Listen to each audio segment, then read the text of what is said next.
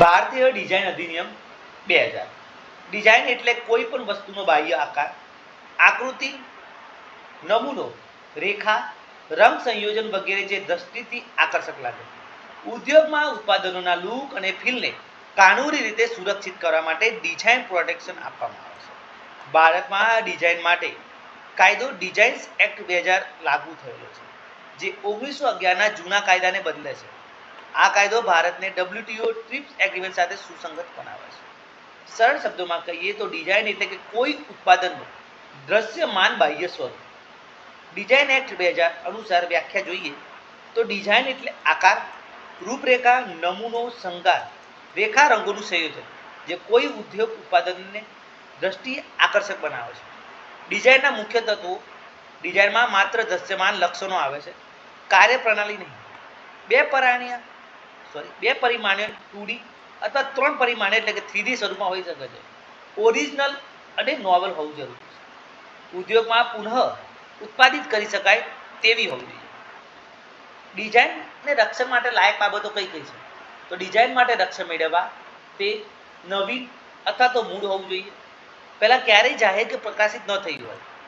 ત્રીજું, ઉદ્યોગમાં લાગુ પડી શકાય તેવું હોવું જોઈએ.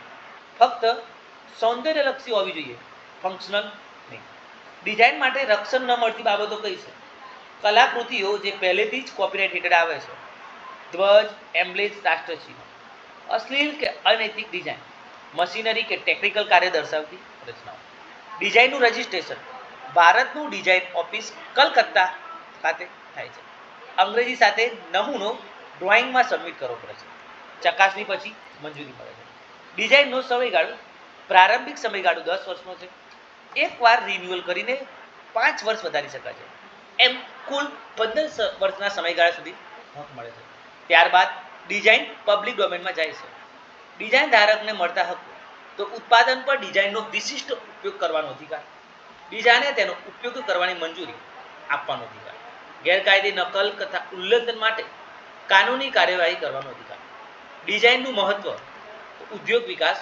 ઉત્પાદનોને આકર્ષક બનાવીને માર્કેટમાં સ્પર્ધાત્મક બનાવે છે. આર્થિક લાભ. મૂળ ડિઝાઇન બનાવનારને બજારમાં વિશિષ્ટતા અને નફો મળે છે. સર્જનાત્મકતાનું રક્ષણ, જેમાં ડિઝાઇનર્સ અને ઇનોવેટર્સને પ્રોત્સાહન મળે છે.